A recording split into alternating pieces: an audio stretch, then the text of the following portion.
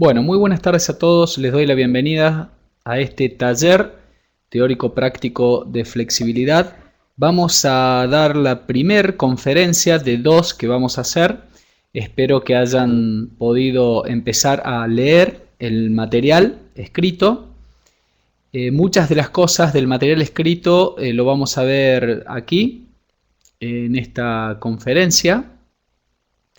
Y les comento para aquellos que son nuevos en sobreentrenamiento que la metodología de las conferencias, el docente desarrolla todo el temario, desarrolla toda la conferencia y al finalizar realizamos una mesa redonda en la cual ustedes pueden levantar la mano y preguntar si es que cuentan con micrófono y si no, simplemente escriben su pregunta y yo responderé para satisfacer sus necesidades.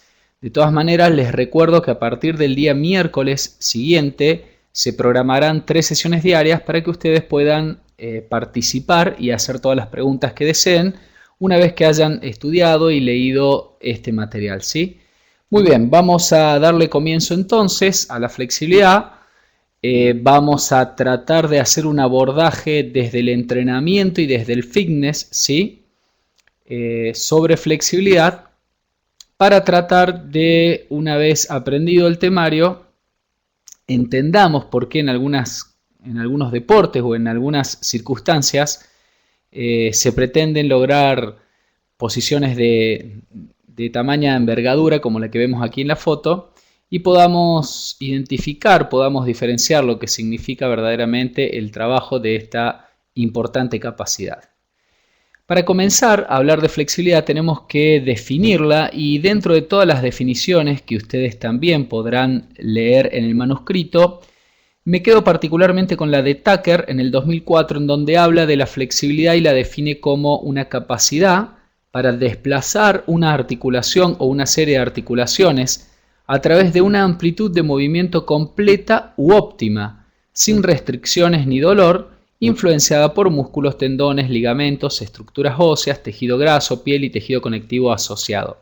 Es interesante esta definición de Tucker ya que, por un lado, en un primer momento habla de lograr desplazar una o una serie de articulaciones y eso es interesante porque muchas veces hablamos de flexibilidad funcional. Funcional simplemente significa que esa flexibilidad lograda sea funcional al gesto que yo quiero realizar, ya sea un gesto deportivo o a un movimiento de la vida cotidiana o a cualquier otro movimiento concatenado que sea de varias articulaciones a la vez.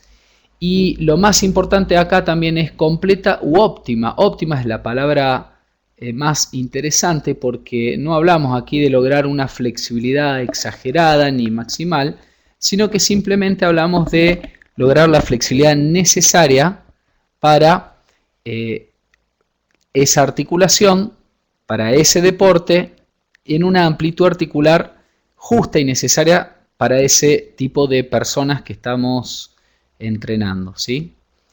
Si por allí se corta el audio, es la conexión de internet, Ricardo. ¿Sí? Recuerden ustedes que esta conferencia está siendo grabada y después la podrán ver bien en tiempo y forma. Se está grabando de forma de corrido, así que cuando la vuelvan a revisar la van a poder escuchar bien.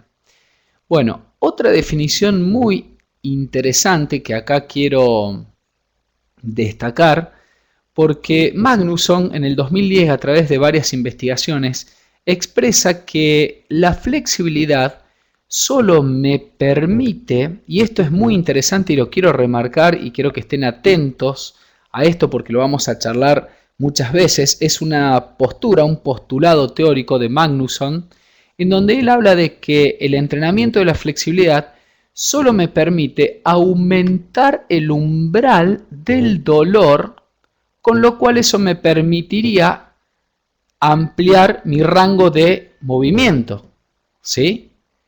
Pero que no existirían cambios anatómicos y estructurales por el entrenamiento de la flexibilidad. Simplemente esto sería de esta manera. Si yo entreno la flexibilidad en una articulación, aumentaría el umbral del dolor en esa articulación, digamos, en este caso, en el vientre muscular, el cual de alguna manera ese aumento de umbral del dolor me permitiría llegar más allá en la amplitud articular, sin que esto signifique cambios anátomo-estructurales en ese vientre muscular o en esa articulación.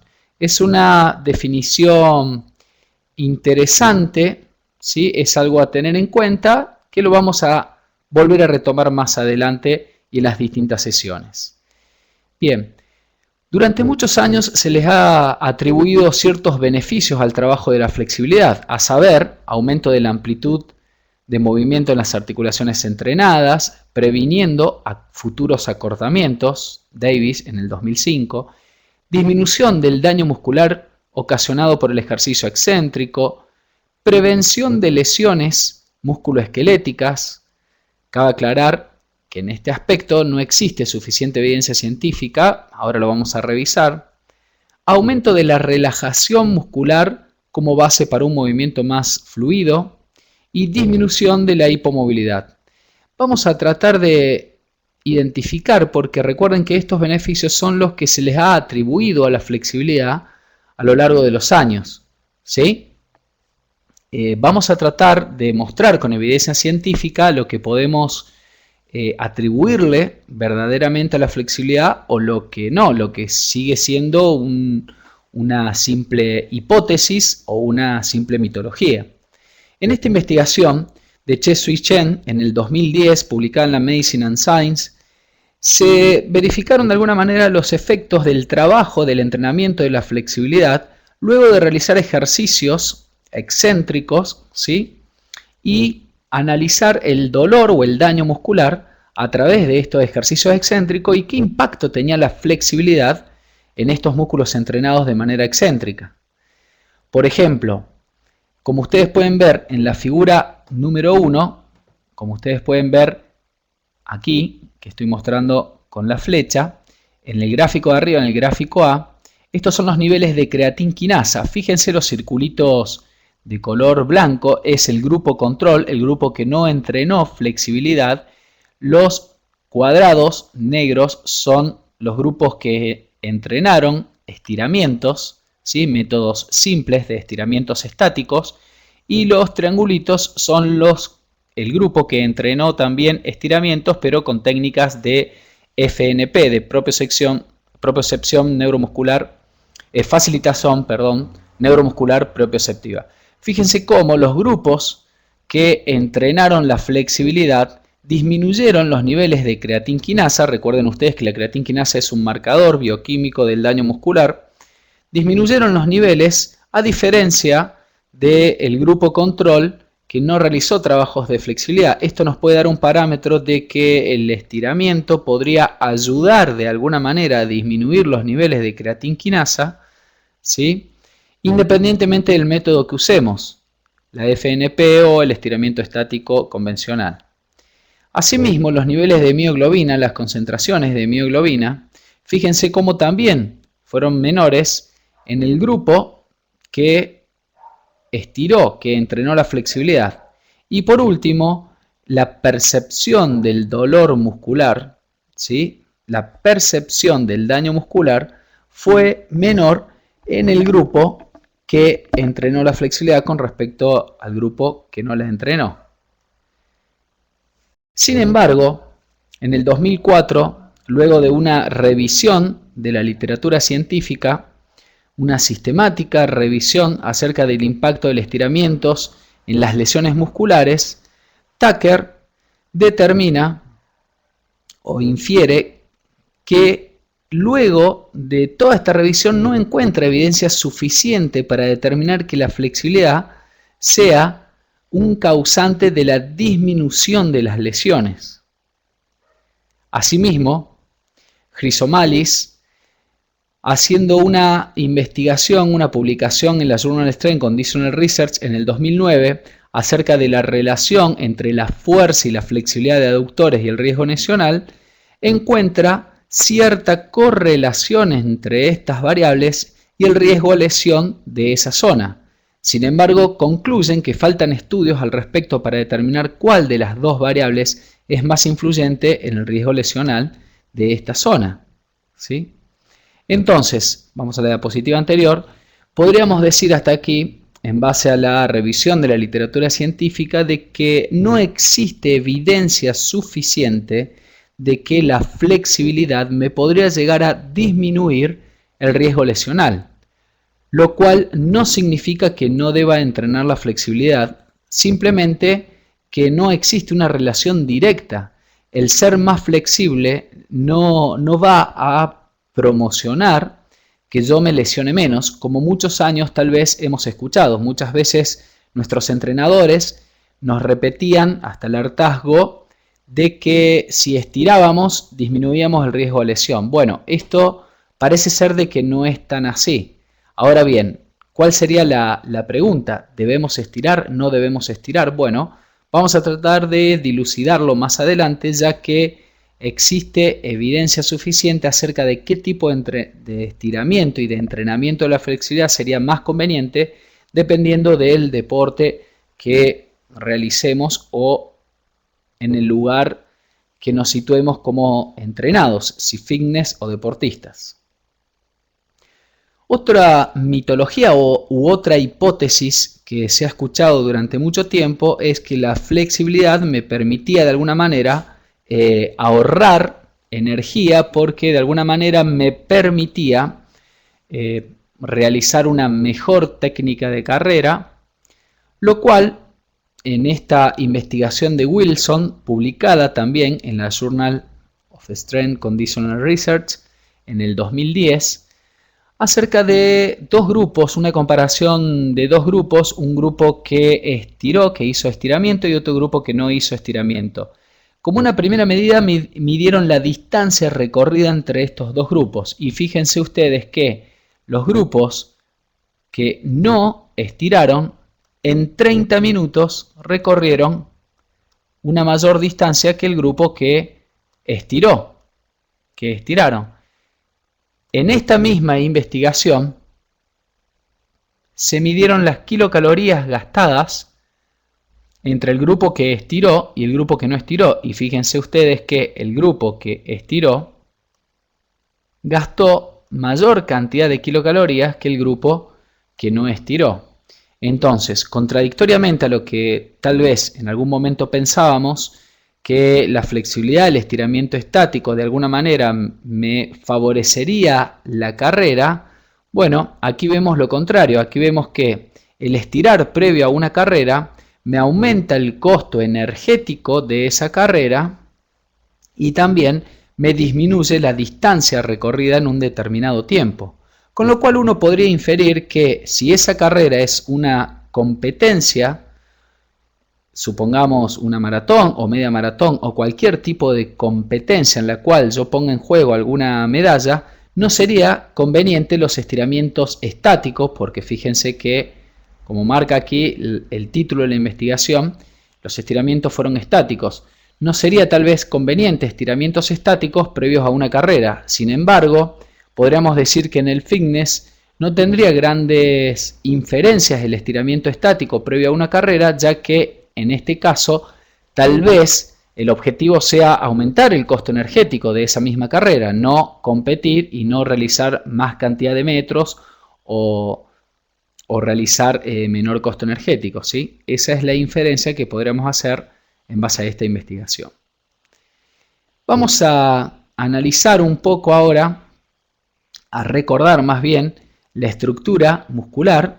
Allí tenemos una fibra, un haz de fibra muscular. Recordemos que dentro del haz de fibra muscular se encuentran muchas fibras musculares y dentro de la fibra muscular existen las miofibrillas. La importancia que tiene de recordar esto, por un lado, es recordar que la estructura muscular tiene una cierta composición más viscosa, elástica, pero más viscosa que el componente no muscular, ¿sí? Si ustedes se remiten al manuscrito, van a encontrar que el componente muscular tiene menos estructura elástica, menos proteínas elásticas que el componente no contráctil. Pero la importancia de remarcar esto, de recordar esto, es que vean, que observen esta proteína, la titina, ¿sí?, que hagamos hincapié en esta proteína titina del sarcómero porque esta proteína modularía la elasticidad de las miofibrillas. Es una proteína gigante de 27.000 aminoácidos cuya función principal es justamente recuperar la longitud del sarcómero luego de una contracción y marcaría el límite de extensibilidad del músculo. Esta titina, ¿sí? Sería una proteína que tendría una función fijadora, manteniendo a la miosina en posición. Tiene otra zona resorte denominada PEF por sus siglas en inglés de las proteínas prolina, glutamato, valina y lisina. Y vuelvo a insistir que recupera la longitud del sarcómero, pero lo más importante para nosotros es saber que luego de una contracción o un estiramiento marcaría el límite de extensibilidad de ese músculo. Lo más importante también a saber es que sería una estructura totalmente adaptable a las demandas funcionales del músculo, ¿sí? El dominio PEF de titina del músculo cardíaco, por ejemplo, comprende una secuencia de 133 aminoácidos, en contraste con los 2.174 residuos encontrados en la secuencia del dominio PEF de los músculos esqueléticos como el psoas y el gemelo. ¿Esto qué nos quiere decir? Según esta investigación que se realizó en Alemania, en el Laboratorio de Biología Molecular de Alemania en el 95. Esto quiere decir que aquellos músculos que trabajan permanentemente en contracción concéntrica y excéntrica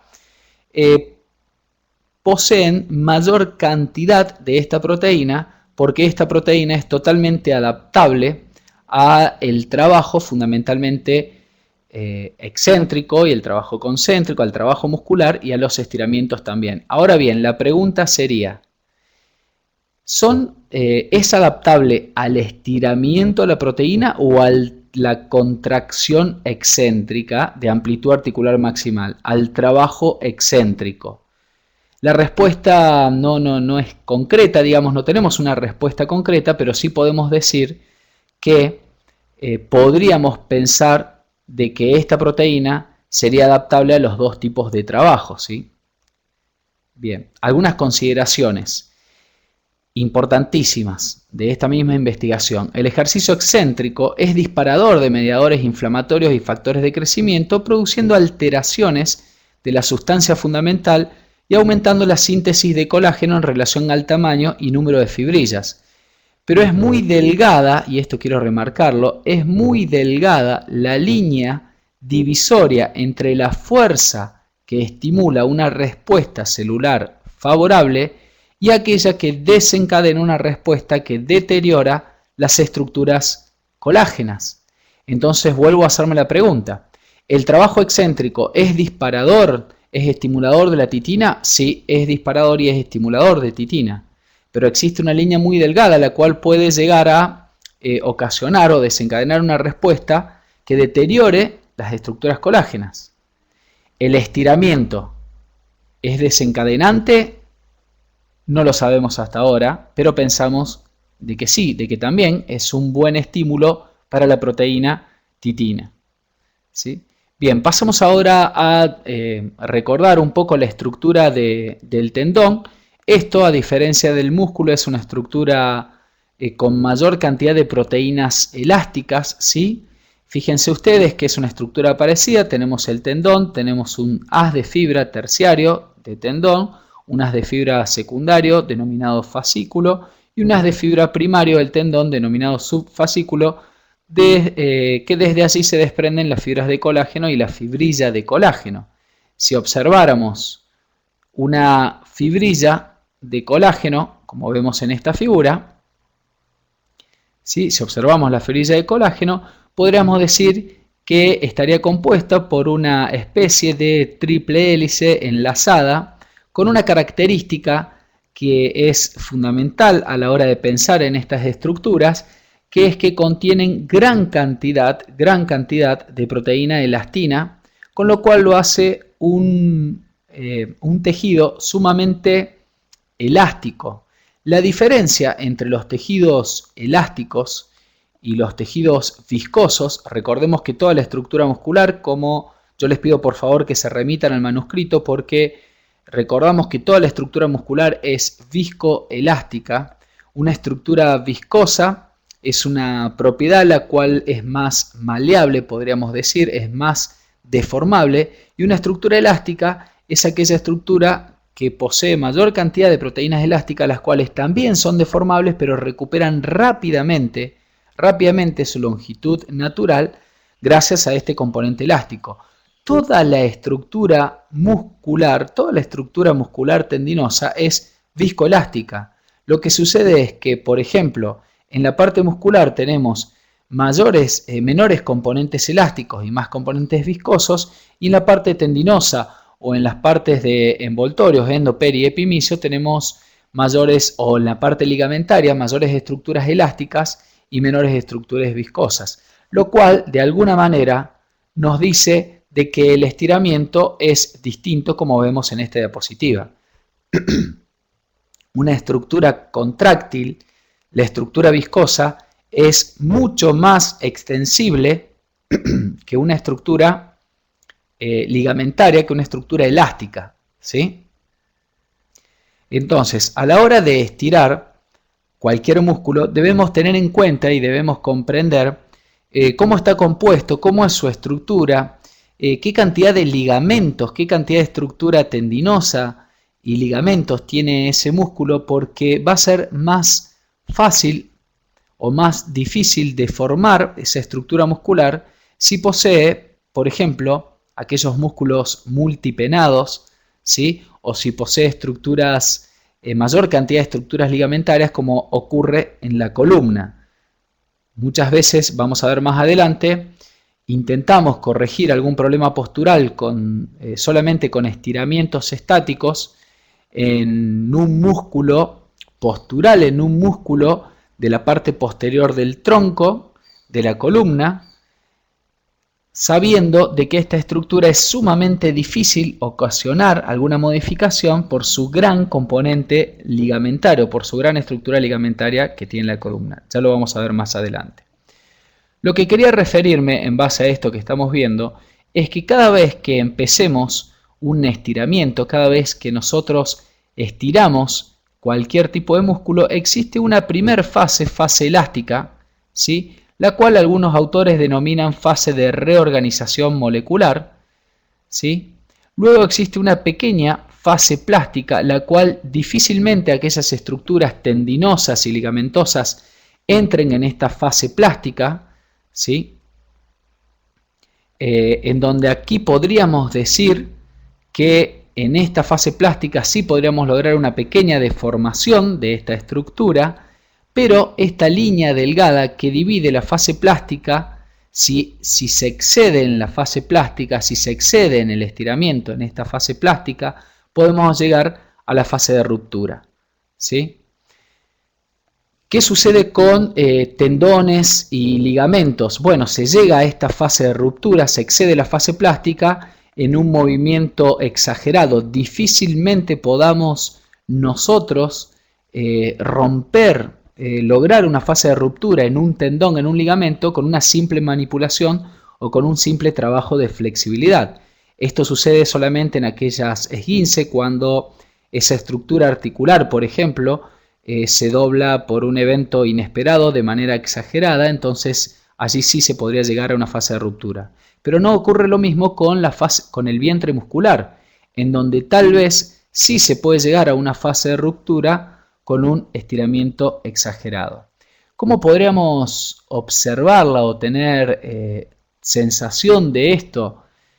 Es bastante difícil, porque esto habría que observarlo internamente, muscularmente, lo que sucede dentro del músculo, pero lo que sí recomendamos nosotros, que cuando usted realiza un estiramiento y comienza a sentir, a percibir dolor muscular, comienza esa fase en donde se siente que el músculo está estirando, está flexibilizando y comienza a sentir ese dolor, podríamos decir que estamos comenzando en esta fase plástica. Entonces, la sugerencia sería: no exceda o no vaya usted, no intente realizar una amplitud de movimiento más allá de la sensación subjetiva del dolor, ¿sí?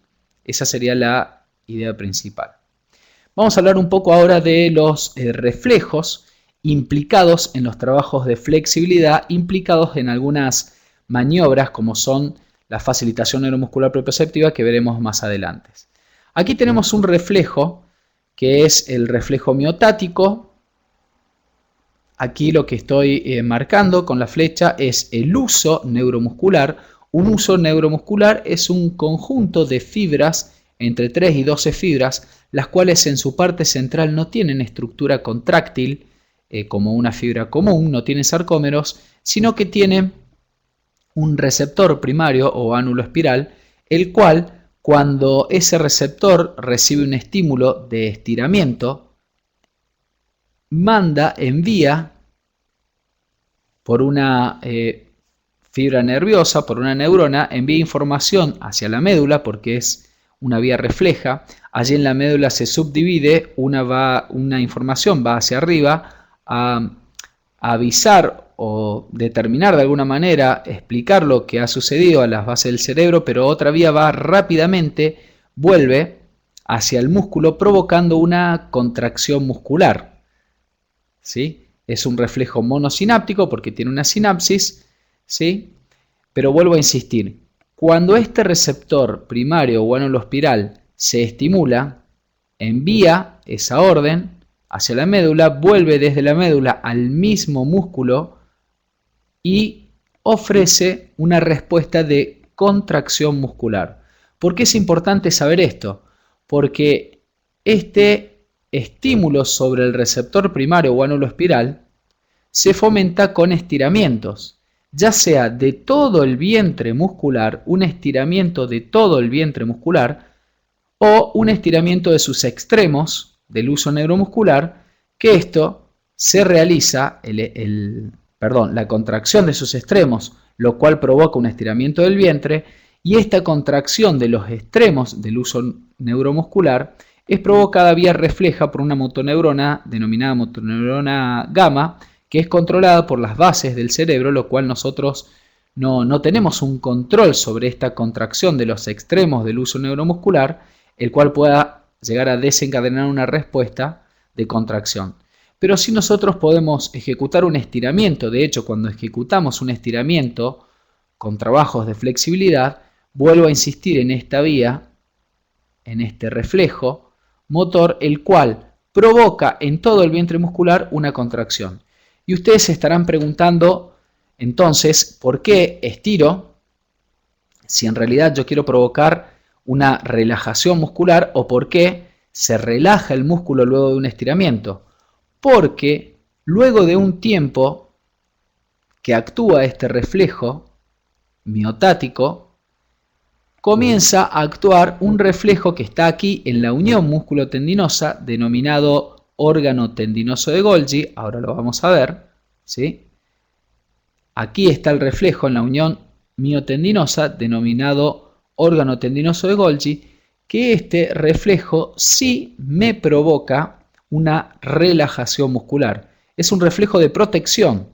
Este reflejo es un reflejo de protección el cual actúa en un momento dado cuando nosotros estamos contrayendo la masa muscular en demasiada medida, lo cual para resguardarla provoca una relajación, o cuando de alguna manera estamos estirando durante un largo periodo de tiempo y esto provoca dolor, entonces actúa el órgano tendinoso de Golgi a manera de protección, relajando a la masa muscular para que se pueda estirar tal vez sin dolor.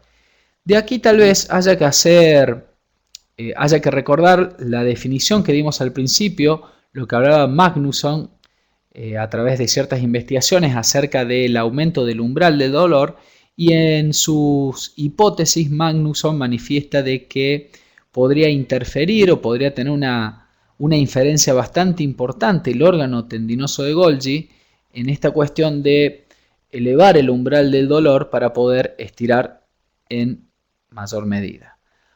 Vamos a hablar un poquito de las técnicas de estiramiento, y cuando hablemos de las técnicas de FNP vamos a volver a recordar estos reflejos, ¿sí? Ahora vamos a hablar de las adaptaciones provocadas por los estiramientos. Tenemos que decir que existen dos tipos de respuestas. Existen respuestas agudas y existen respuestas crónicas. Las respuestas agudas son aquellas que se dan momentáneamente por un tipo de estiramiento que luego, si no se repiten, desaparecen, y las respuestas crónicas son aquellas que ya perduran en el tiempo como una adaptabilidad del tejido a ese estímulo físico. En cuanto a las respuestas agudas, podemos decir que existen diferentes según el grupo muscular. Y esto es muy importante porque lo que decíamos recién, si tienen mayor o menor cantidad de fibras elásticas, de acuerdo a la peneación que tenga el músculo, de acuerdo a las características de ese músculo, va a tener distinta respuesta aguda, ya que si es un músculo más viscoso, con menos características elásticas o menos componentes elásticos, ese músculo va a responder con mayor deformabilidad que si es un músculo con mayor multipenado, con mayor características de fibras elásticas, el cual va a retornar rápidamente a su longitud normal o habitual, ¿sí? Después, como una respuesta aguda, podemos decir que los músculos tienen, con los trabajos de flexibilidad y de movilidad articular y todas las técnicas que conozcamos de flexibilidad, una disminución de la viscoelasticidad. Recuerden que la viscosidad es una propiedad muscular la cual con la temperatura y con el trabajo esa estructura muscular se vuelve más viscosa, por lo cual se vuelve más maleable, pero esto es una respuesta aguda, es momentánea. Les pido por favor que revisen el manuscrito la parte donde se describe los componentes viscosos y los componentes elásticos. Lo que nos interesa a nosotros son las respuestas crónicas también. ¿Por qué? Porque es lo que de alguna manera vamos a entrenar para tratar de provocar. Y la pregunta sería, ¿existen cambios anatómicos y moleculares o solamente existe un aumento del umbral, ¿sí? Con lo cual me permite ampliar, desarrollar mayor amplitud de movimiento en la articulación? Esa respuesta todavía no está dada, esa pregunta no ha sido respondida por la ciencia, porque los cambios anatómicos y moleculares son muy difíciles de ver. Inclusive la adición de sarcómeros en serie, muchas veces hemos escuchado hablar de que se adhieren sarcómeros en serie. Sí está comprobado la pérdida de sarcómeros en series con trabajos, por ejemplo, de musculación con cortos recorridos articulares, pero no está probado la adición de sarcómeros en serie. Hubo un solo trabajo de Smith-Blazer en el 95 en donde se comprobó una adición de sarcómeros en serie, pero luego de sostener el músculo in vitro durante 24 horas colgando con una pesa, lo cual sería bastante difícil de aplicar a un ser humano, ¿no? Tenerlo estirado durante 24 horas con una sobrecarga a cualquier grupo muscular, con lo cual sería un error, una inferencia incorrecta decir que existiría adición de sarcómeros en serie. Pero tampoco podemos descartarlo. ¿Por qué? Porque lo que sí está comprobado, y vuelvo a insistir, es que si nosotros vamos al gimnasio y realizamos ejercicios con un corto recorrido articular, sí perdemos sarcómeros en serie porque perdemos funcionalidad muscular. Y esto sí sería un error, ¿sí? ¿Qué otra respuesta crónica podríamos decir o podríamos pensar que podrían llegar a sufrir nuestras articulaciones, nuestros vientres musculares que queremos estirar? Bueno, la viscoelasticidad y la tolerancia. Con respecto a la viscoelasticidad, podríamos decir que no existirían grandes cambios crónicos, sí agudos, pero no grandes cambios crónicos. Y sí podríamos afirmar que la tolerancia al dolor, la tolerancia al estiramiento, sí está comprobado que existe como respuesta crónica. Ahora, ¿mi postura cuál sería? Y esto es una postura personal. Si nosotros realizamos cualquier tipo de deporte o si nosotros entrenamos a una persona de fitness que realiza simplemente actividades para mejorar en la vida cotidiana y no desarrollamos esta capacidad de flexibilidad, la tolerancia al dolor en amplitudes de movimientos óptimas o maximales va a ser cada vez mayor, o por lo menos me va a restringir gran parte de movimiento de mis articulaciones. Y esto es un problema porque cada vez que yo quiero movilizar una articulación y por alguna razón tengo la sensación de dolor, principalmente dolor muscular por estiramiento ampliado, voy a dejar de realizar ese movimiento, o por lo menos voy a dejar de realizar ese movimiento con amplitud articular maximal. Y esto sí conllevaría a una pérdida de flexibilidad y a una pérdida de sarcómeros en serie y a una pérdida de funcionalidad. Entonces, resumiendo, podríamos decir que es importantísimo mantener el rango óptimo de movimiento con los estiramientos para mantener, ya sea si existen cambios anatómicos o moleculares o si solamente existe una modificación del umbral del dolor, ya sea también para mantener ese umbral del dolor para poder seguir movilizando en las tareas diarias o en el deporte, movilizando y ejecutando gestos que tengan que ver con una determinada amplitud articular. No sé si se entiende, esto lo vamos a seguir debatiendo al final porque es muy reciente esta postura acerca de que solamente se mejora el umbral, nada más, entonces vamos a seguir debatiéndola. Y por último, tenemos que hacer mucho hincapié en lo que son las respuestas a los estiramientos estáticos y en lo que son las respuestas a los estiramientos dinámicos. Para ello, vamos a hacer este resumen, ¿sí? En donde decimos que si nosotros entrenamos la fuerza, como ustedes ven aquí, bueno, aquí esta palabra de resistencia debería ir en este lugar, ¿sí? Se debe haber corrido cuando se cargaron las diapositivas, pero esta palabra resistencia debería estar aquí, ¿sí? Donde marca la flecha. Vamos con fuerza primero. ¿Qué sucede cuando entrenamos flexibilidad en los deportes de fuerza? Como respuesta aguda, la fuerza disminuye cuando la entrenamos de forma estática y aumenta cuando la entrenamos de forma dinámica.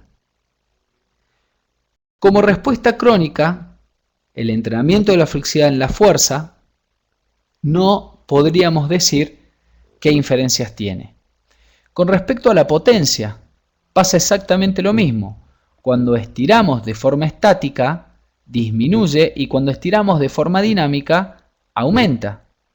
Y con respecto a la resistencia, como vimos al principio, cuando estiramos de forma estática, disminuye, por lo menos el rendimiento en resistencia, y cuando estiramos de forma dinámica parecería no haber cambios, sobre todo en deportes de resistencia de larga duración. Entonces, haciendo un resumen de esta diapositiva que se ha cargado un tanto confusa. Vuelvo a insistir, esta palabra de resistencia debería estar aquí arriba. Entonces tenemos fuerza, potencia y resistencia. ¿Qué sucede cuando entrenamos la flexibilidad de forma estática o dinámica? Por lo menos como respuesta aguda, siempre la fuerza, la potencia y la resistencia disminuyen su rendimiento si se entrena la flexibilidad de manera estática y aumenta su rendimiento si se entrena la flexibilidad de manera dinámica. Entonces nos deberíamos hacer una pregunta, y es, ¿aquellos deportistas que entrenen la fuerza no deberían entrenar la flexibilidad de manera estática? Aquellos deportistas que entrenan la potencia no deberían entrenar la flexibilidad de manera estática, y aquellos deportistas que entrenan la resistencia no deberían entrenar la flexibilidad de manera estática. Mi opinión al respecto es que sí se debería entrenar, pero no por lo menos previo a una competencia, no por lo menos algunas horas antes de la competencia. Muchas veces hemos visto muchos deportistas que estiran de forma estática, de forma lenta, previo a una competencia o a una entrada en calor. En una entrada en calor se pasan 2 o 3 minutos estirando los músculos de forma estática, y esto no sería conveniente porque como respuesta aguda tenemos lo que hemos visto acá, disminuye la fuerza, la potencia y la resistencia. Tal vez en días alternos o tal vez para una recuperación con cierto límite en el volumen de trabajo de la flexibilidad estática, podríamos decir que podría ser beneficioso el estiramiento estático. Y sí podríamos decir que previo a la competencia, el estiramiento dinámico, los trabajos de flexibilidad dinámica, sí serían importantes, ya sea para la fuerza, para la potencia y para la resistencia, ¿sí? Vamos a ver algunas investigaciones que avalen esto que estamos diciendo. Por ejemplo, Bacurau, en el 2009, en una investigación de la Journal Strength Conditional Research, luego de medir los efectos agudos del estiramiento estático y dinámico sobre la fuerza máxima, encuentra de que el estiramiento estático disminuye la fuerza máxima, mientras que el estiramiento dinámico la aumenta.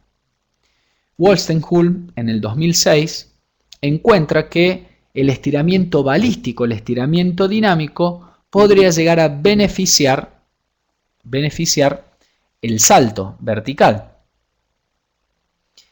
Murray, en el 2008, encuentra que el estiramiento en la entrada en calor sobre el salto vertical, los efectos agudos, en una investigación en donde midió los efectos agudos del estiramiento estático y dinámico en una entrada en calor sobre el salto vertical, encuentra de que el estiramiento estático disminuye el salto vertical y el estiramiento dinámico aumenta el salto vertical.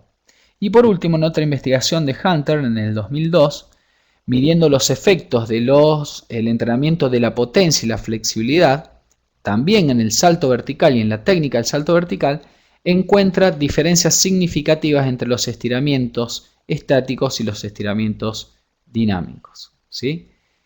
Bien, les recuerdo que al final realizamos las preguntas, ya queda poco de la conferencia para que ustedes puedan levantar la mano y preguntar.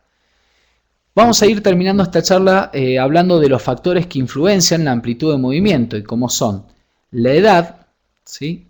Como pueden ser la relajación, como puede ser el sexo y la temperatura. Si hablamos de edad, simplemente debemos decir de que a menor edad la amplitud de movimiento es mayor, fundamentalmente porque tenemos una restricción menor que es el tejido muscular. Y a mayor edad podríamos decir que la amplitud de movimiento también, a mayor edad podríamos decir que la amplitud de movimiento se reduciría fundamentalmente porque se pierde se pierde viscosidad y se pierde agua en el tejido muscular a medida que las personas avanzan en la edad. Si deberíamos hablar de una edad óptima para el desarrollo de la amplitud de movimiento, podríamos decir que las edades tempranas, en los prepuberales, podría ser una edad óptima para el entrenamiento de la flexibilidad. Con respecto a la temperatura, podríamos decir que los tejidos a mayor temperatura tienen mayor amplitud de movimiento. Con respecto al sexo, podríamos decir que la mujer, en generalidad, la mujer presenta características de mayor amplitud de movimiento en tanto y en cuanto posea una menor masa muscular que el hombre, porque se supone que el factor más restrictivo de la amplitud del movimiento es la masa muscular, en tanto y en cuanto no se entrene la flexibilidad. Asimismo, vamos a hablar de fuerza. ¿Esto qué quiere decir? ¿Que yo, mientras más fuerza tenga, menos flexibilidad voy a tener? No, de ninguna manera. Yo puedo entrenar tranquilamente la fuerza, puedo ser un deportista de fuerza que no voy a tener influencia en la flexibilidad en tanto y en cuanto realice todos mis gestos de fuerza, todo mi entrenamiento de fuerza con amplitud articular maximal. De hecho, existen varias investigaciones en donde se desarrolla una nueva técnica de trabajo de la flexibilidad que es el estiramiento en tensión activa, es decir, contracciones excéntricas de amplitud articular maximal ayudan a mejorar la flexibilidad. Dicho en otros términos, si yo voy al gimnasio, asisto a una sala de musculación y realizo un ejercicio con recorridos articulares cortos, allí sí voy a perder amplitud de movimiento o flexibilidad. Pero si realizo ejercicios con amplitudes articulares maximales, con contracciones excéntricas de amplitud articular maximal, allí sí voy a ganar en amplitud de movimiento, ¿sí? Por último, el estrés y la relajación. Una persona que tiene una hiperactividad y que tiene un estrés importante va a activar reflejos, con lo cual se disminuya la posibilidad de flexibilizar, y aquellas personas que creemos cualquier medio, cualquier ambiente en la cual la persona se pueda relajar, va a favorecer aquellos reflejos que inhiban y vamos a favorecer de alguna manera los trabajos de flexibilidad. De allí la importancia de que cuando trabajemos esta capacidad estemos en un estado de mayor relajación posible. Con respecto a los componentes de la carga del entrenamiento de la flexibilidad, si hablamos de series y repeticiones, ¿cuántas series y repeticiones serían óptimas para la flexibilidad? Bueno, como destaco en mi manuscrito, existen estudios en los cuales hablan de que a partir ya del cuarto intento de estiramiento se alcanza aproximadamente el 50% de la amplitud articular de reposo, con lo cual ya no habría modificaciones algunas. De esta investigación se podría llegar a inferir que con 3 o 4 repeticiones por grupo muscular o por ejercicio sería suficiente para el desarrollo de esta cualidad. ¿Con qué frecuencia? Bueno, aquí la frecuencia del entrenamiento es exactamente igual que muchas otras capacidades. Aquellas capacidades que se entrenen solamente una vez por semana vamos a mantener su nivel, tienden a mantenerse su nivel. Aquellas capacidades que se entrenen 2 veces por semana tienden a mejorar su nivel, y aquellas capacidades que se entrenen 3 veces por semana o más, dependiendo del tiempo de recuperación que necesite, tiende a mejorar aún más su nivel. Ahora, aquí yo quiero hacer una aclaración, que lo importante en cuanto a la frecuencia es el tipo de flexibilidad que se entrene, ¿sí? Podríamos pensar en entrenar tal vez algún día a la semana, 1 o 2 días a la semana, la flexibilidad estática, y 1 o 2 días a la semana la flexibilidad dinámica, ¿sí? Si estamos hablando de deportistas. Si estamos hablando de fitness, tal vez con 2 o 3 entrenamientos de flexibilidad estática sería suficiente. Y por último, el tiempo de estiramiento. Esto es algo muy importante, existen varias controversias, por lo cual me remití a esta investigación científica publicada en el 2010 por Ayala y Sainz, en donde midieron los efectos de 3 diferentes actividades de estiramiento y de la duración del estiramiento, ¿sí? Un grupo control, un grupo control que no estiró, obviamente, un grupo A que estiró 12 veces 15 segundos, un grupo B que estiró 6 veces 30 segundos y un grupo C que estiró 4 veces 45 segundos. Si ustedes se fijan, en los 3 grupos el tiempo total de trabajo es exactamente el mismo, 180 segundos en los 3 grupos. Lo que se modificó fue el tiempo de mantener el estiramiento. Y aquí tienen los resultados, ¿sí? El grupo A mejoró aproximadamente 20 centímetros, el grupo B aproximadamente 20 centímetros y el grupo C aproximadamente 20 centímetros. Es decir, que en los 3 tiempos de estiramientos el resultado también fue el mismo. Es decir, que en los 3 tiempos de estiramiento no hubo diferencias significativas entre los grupos, lo cual de alguna manera nos indicaría de que el tiempo en el cual nosotros durante un estiramiento estático mantenemos la posición no es tan importante, sino más bien podríamos decir la cantidad de veces que estiramos. Desde la práctica, si yo les debería hacer una recomendación a ustedes de cuánto tiempo estirar, desde la práctica yo les podría decir de que deberíamos estirar y mantener la posición de forma tal de que nuestro entrenado pueda sostenerla el mayor tiempo posible sin la sensación aguda de dolor. ¿Sí? Muy bien. En esta última parte vamos a hablar de los tipos de estiramiento, y aquí voy a pasar rápidamente, ya que en la conferencia de mañana y en las sesiones vamos a hablar mucho acerca de los métodos y los tipos de estiramientos. Básicamente tenemos el estiramiento estático, como ven aquí en la figura, en donde yo coloco una posición, alguna articulación y trato de estirar y de flexibilizarla de manera estática, ya sea asistido o no asistido. Los dos estiramientos, tanto el estático como el dinámico, pueden ser asistidos o pueden ser no asistidos. Esto es simplemente asistir por medio de un profesor o por medio de algún artilugio mecánico o directamente que no sean asistidos. Entonces, el estiramiento estático es el que comúnmente conocemos como la foto que ven acá, una posición y mantener la posición por un determinado periodo de tiempo, y el estiramiento dinámico, ¿sí?, el cual es sumamente importante en el deporte, más si es un deporte dinámico. La mayoría de los deportes, el tenis, hockey, rugby, fútbol, etcétera, etcétera, son dinámicos. Es sumamente importante que estiremos, que realicemos un tipo de estiramiento dinámico, un tipo de estiramiento que sea funcional al deporte que estamos realizando, en la articulación que estamos ejecutando ese gesto deportivo. Muchas veces se pretende a un jugador de vóley estirarlo de forma estática la articulación del hombro, lo cual es correcto, no es que esto sea incorrecto, pero la funcionalidad del trabajo de un jugador de voleibol que remata constantemente en la articulación del hombro es un gesto totalmente dinámico, entonces tenemos que entrenarlo de forma dinámica. Ahora bien, podemos hacerlo dinámico lento, dinámico medio y dinámico rápido. Esto referente a la velocidad. La sugerencia sería, cuando comenzamos a estirar de forma dinámica, comencemos a estirar de forma dinámica con una velocidad lenta, para posteriormente pasar a un estiramiento de forma dinámica con velocidad media y posteriormente pasar a un estiramiento de forma dinámica con velocidad rápida, ¿sí? Bien.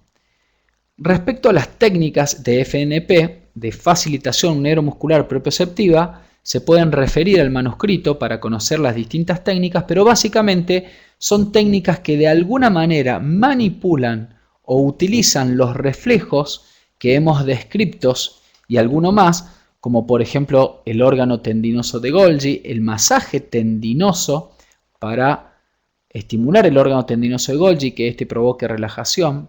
Existe otro reflejo como el de inhibición recíproca, el cual, si un músculo se contrae, de alguna manera manda inhibición hacia su antagonista para relajarlo, y de esta manera podríamos llegar a estirarlo en mayor medida.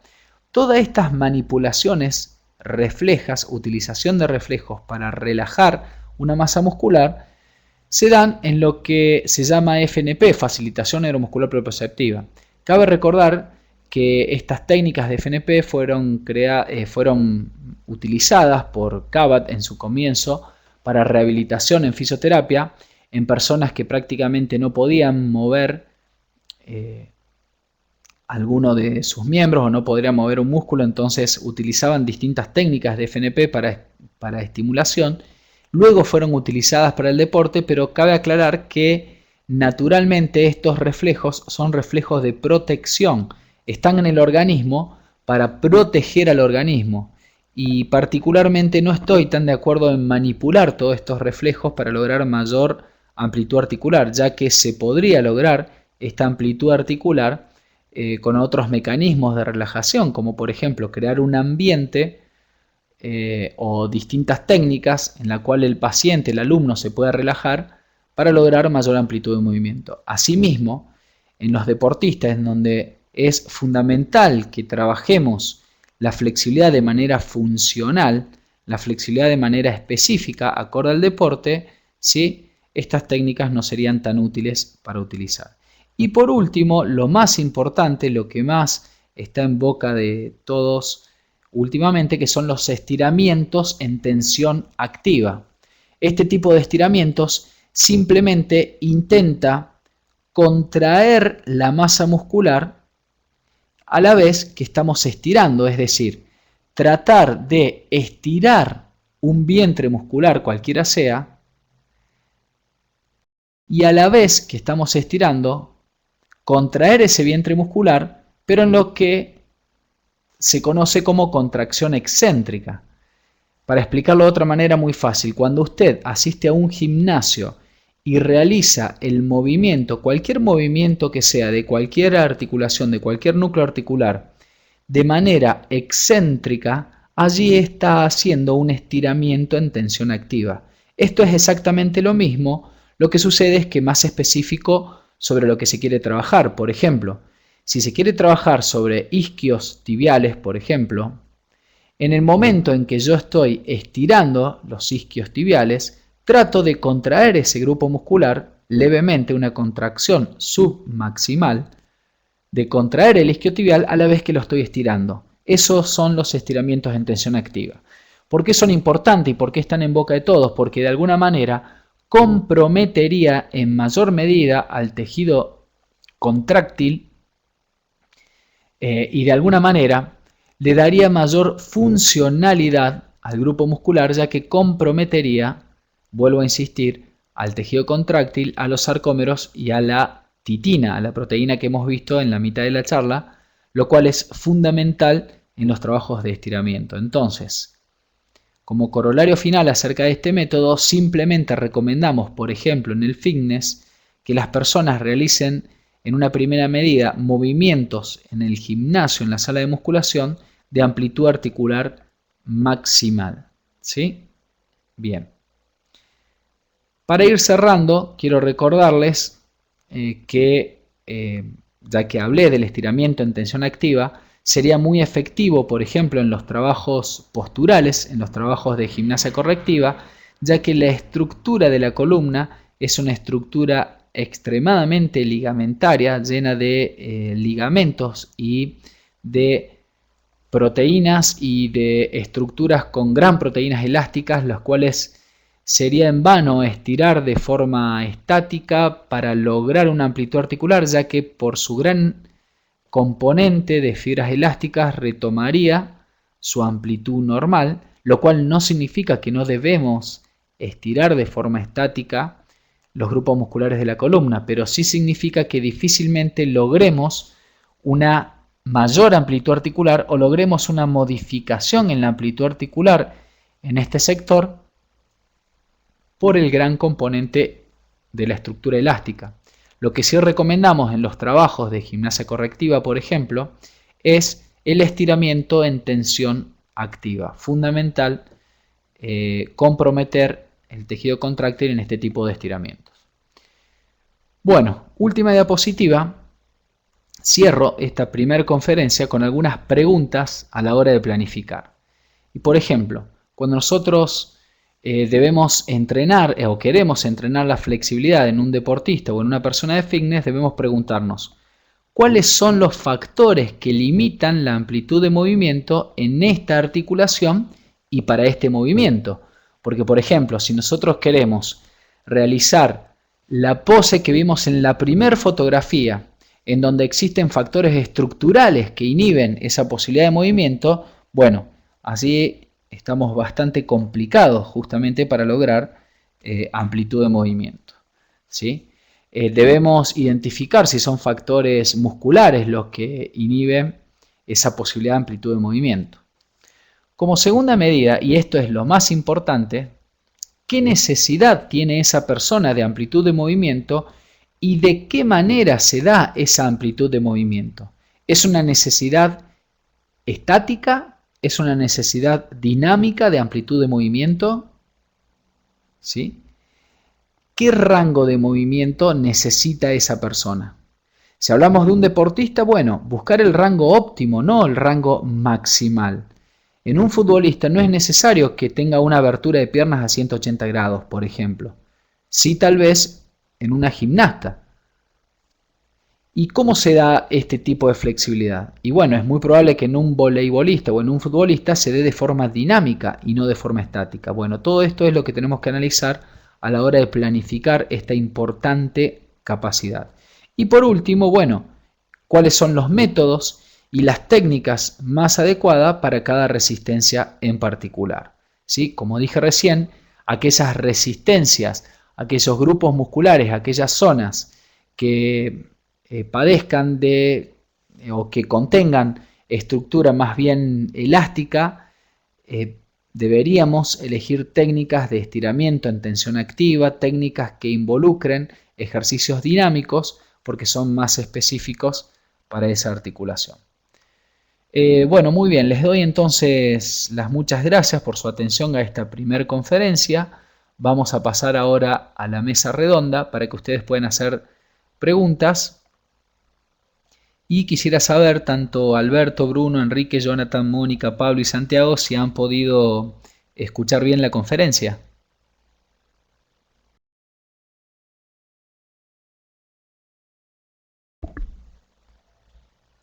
Bueno, gracias Alberto. Bueno, muchísimas gracias Santiago, Enrique, Jonathan, Mónica. Bueno, entonces vamos a comenzar con sus preguntas. Gracias Pablo.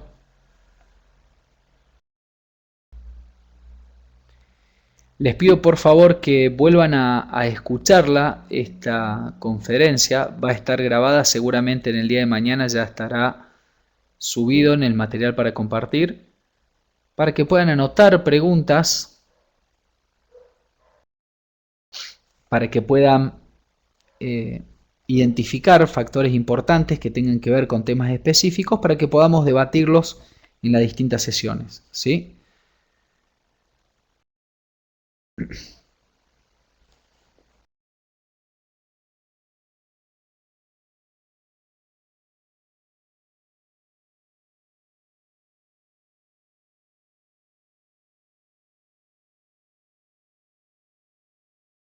Adelante Alberto. Si alguien tiene micrófono, levanta la mano y yo le habilito el micrófono, ¿sí? Si usted, Alberto, tiene micrófono, levanta la mano. Bien. Adelante, Alberto, le he habilitado el micrófono. Vamos a escucharlo primero a Alberto y luego a vos, Pablo. Alberto, recordá que tenés que hacer clic sobre el micrófono de arriba para que yo te pueda escuchar y te puedan escuchar tus compañeros, ¿sí? Como si fuera un handy.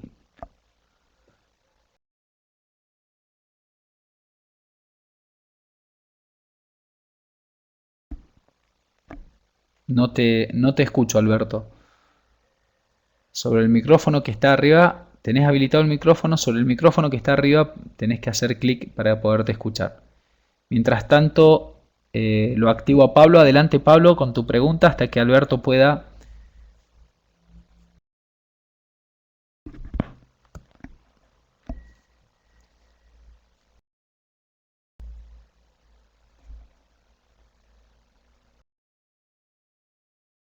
Pablo, igual no te escucho. Recordá que Hola. ahora sí. Hola, Pablo, ¿qué tal? Perfecto. Buenas tardes. ¿Qué tal? Buenas tardes, Marcelo. La verdad que, bueno, primero te felicito, está excelente, súper claro. Leí el material previamente y después tu explicación. Entré un poquito tarde, así que me perdí un poquito al principio de la charla. Específicamente, bueno, primero tengo una pregunta en cuanto a la flexibilidad, bueno, el entrenamiento de la flexibilidad dinámica. ¿Cómo podrías dar un ejemplo de cómo puedo hacer Sí. una flexibilidad dinámica? Bien, Pablo, mira, en este momento no preparé las fotos y los videitos para mostrar ejemplos prácticos, lo voy a hacer seguramente mañana y en las sesiones, pero te doy un ejemplo gráfico. Por ejemplo, Sí. eh, vas caminando y a la medida que vas caminando vas elevando la pierna, vas como pateando hacia adelante con la rodilla extendida, de forma lenta Y ahí, por primero y después de forma ejemplo, más rápida. trabajas los isquios. Exactamente, ahí trabajas de flexibilidad dinámica de isquios. Es interesante, como vamos a ver mañana, la combinación de cuádriceps isquios, por ejemplo, para futbolistas. Vas caminando, haces un pequeño estiramiento de cuádriceps, así como un tirón, parado, digamos, te parás, haces una flexión de rodilla y estirás el cuádriceps de forma dinámica, e inmediatamente vas arriba con la pierna, con la rodilla extendida. Eso es otro ejemplo, ¿sí? Sí. Otro ejemplo, por ejemplo, para fútbol. Estás parado en el lugar con piernas extendidas, ¿no? Rodillas extendidas, semiabiertas, un poco más ancho de hombro y vas con la cadera hacia un lado y a otro, un lado y a otro, un lado y a otro 3 o 4 veces. Eso es estiramiento de aductores de forma dinámica, ¿sí? Está bien. Por ejemplo, ese tipo de estiramientos son estiramientos dinámicos. Mañana vamos a ver algunos videitos con varios ejemplos, ¿sí? Perfecto. Bueno, genial. ¿Te puedo hacer otra pregunta? Sí, por supuesto. Adelante, Pablo. Adelante hasta que Alberto, todavía no te escuchamos. Si vos podés hablar, Alberto, adelante también, ¿eh? Dale, Pablo. Bueno, ponele en el caso de una ACV, ¿no? De una persona que padeció una ACV. Sí, eh, la flexibilidad de ese miembro, viste que está hiper- sí. sí, atrofiado. ¿Se puede lograr algún tipo de mejora a través de la flexibilidad? ¿De este tipo de flexibilidad de las que vimos? Ponele, la dinámica Mira, por ahí va a ser súper asistida, ¿no? Va siempre, claro. va supongo. Sí, sí, Perdóname, sí, supongo que siempre totalmente. es asistida, ¿no? Sí, totalmente, sí. Mira, yo lamentablemente no tengo experiencia en ese tipo de pacientes. Sí, Lo que he visto, lo que he hablado con fisioterapeutas amigos es que logran resultados con trabajos de flexibilidad y trabajos de fuerza combinados. Lo que más se utilizan allí son las técnicas de FNP, ¿no? Así sí, sí, yo las creo propicias a las técnicas de FNP, en esos casos en particular, en donde sí, directamente vos estás estimulando el músculo con un reflejo porque esa persona está inmovilizada, no puede movilizar esa parte. Pero no en otros casos, como dije en mis conferencias, no tiene tanto sentido en otros casos, pero sí se puede lograr, sí he visto, es muy lento el progreso según lo que me dicen, claro, pero te vuelvo a insistir que no tengo experiencia en ese tipo de pacientes, Pablo. perfecto. Bueno, Marcelo, hasta ahí, la verdad que te felicito, está excelente, es muy fácil de comprender, así que por mí ya me saqué las dudas. Bueno, te agradezco muchísimo y después cuando revises el material Sí, y vuelvas a escuchar esta conferencia, seguramente sí, seguro. surgirán otras preguntas. Adelante también, ¿sí? Te saco el micrófono un ratito, si no Dale. volvés a levantar la mano. Eh, gracias a vos, Pablo, muchas gracias por participar y por escuchar. Alberto, sigo sin escucharte, recordá que tenés que hacer clic sobre el micrófono para el micrófono que está arriba, al lado del parlantito, tenés un micrófono que tenés que mantenerlo apretado, ¿sí? Para poder escuchar. Vamos a la pregunta de Bruno. He visto varias veces luego del entrenamiento de fuerza de pectorales la realización de ejercicios de movilidad articular de forma veloz de apertura y cierre de brazos. ¿Eso es factible para lograr una amplia movilidad articular? Sí, totalmente, Bruno. En la flexibilidad dinámica, Bruno, la flexibilidad dinámica siempre se debe tener un cierto cuidado, pero sin miedo, no hay que tenerle miedo. Muchas veces nosotros tenemos miedo a provocar una lesión y las lesiones no se provocan por eso. Sí hay que tener cuidado porque si yo en frío, sin entrenar, y hago una amplitud articular maximal y un estiramiento dinámico maximal a máxima velocidad, bueno, puedo tener un cierto riesgo. Pero no hay que tenerle miedo a la flexibilidad dinámica porque eso me va a ayudar a la amplitud de movimiento, inclusive como vimos la investigación de Bacurau, Bruno, me va a ayudar también a mejorar los niveles de fuerza, ¿sí? Por lo menos de forma aguda. Enrique, un comentario acerca... Sí, por supuesto, Enrique, con todo gusto, si quiere hacer un comentario acerca de ACB, va a ser positivo para Pablo y para mí también. Alberto, creo que no se escucha. Mi pregunta es con respecto a mi disciplina. Yo soy entrenador de taekwondo. La pregunta es sobre el desarrollo de la elasticidad de los aductores. ¿Se entrenarían con dinámicos? Sí, totalmente, Alberto.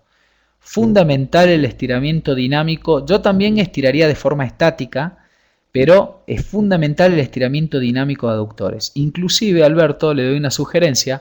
Intente realizar ejercicios de estiramiento en tensión activa, ¿sí? O, dicho en otros términos, como dije anteriormente, contracciones excéntricas de amplitud articular maximal, Alberto, ¿sí?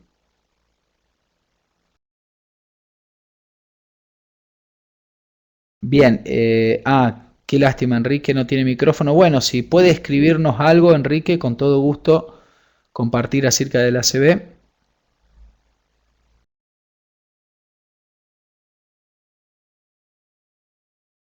¿Alguien más que quiera hacer alguna pregunta?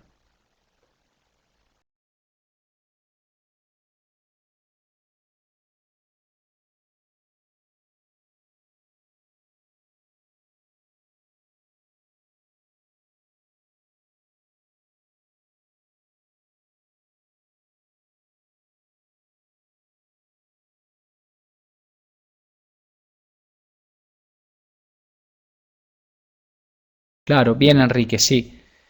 Sí, yo también he conocido acerca de entrenamientos cruzados de fuerza, trabajar en mi cuerpo para que se estimule el otro de mi cuerpo. Sí, es un gran aporte, gracias Enrique.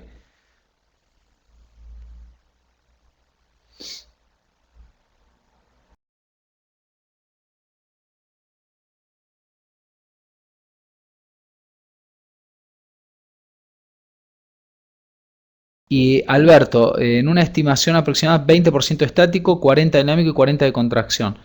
Sí, podría ser óptimo, eso lo va a determinar usted, pero me parece, coincido con su planteamiento, Alberto. Tal vez yo elegiría, como metodólogo, elegiría la misma distribución. Contracción excéntrica, ¿no es cierto? Excéntrica, amplitud articular maximal, Alberto, yo tal vez elegiría la misma distribución en el caso de Taekwondo. Adelante, Enrique.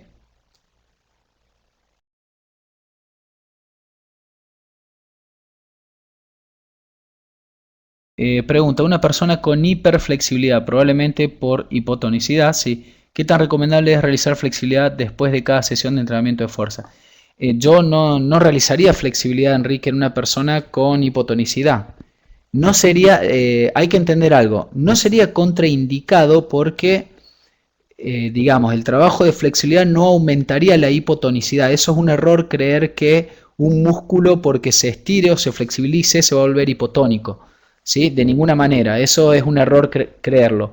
Pero en este caso que usted plantea, yo no entrenaría en absoluto la flexibilidad. Si ya contamos con una buena amplitud de movimiento, salvo en aquellas articulaciones o en aquellos músculos que se encuentren acortados por alguna razón.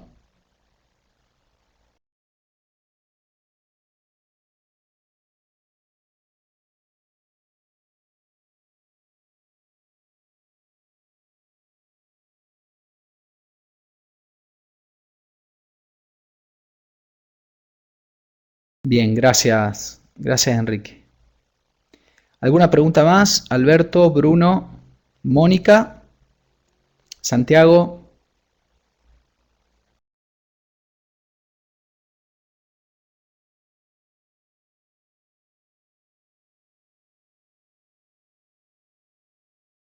Bueno, muchas gracias, Alberto. Bruno, Pablo, Enrique, ¿alguna pregunta más? Bien, Bruno, como no. Muchas gracias.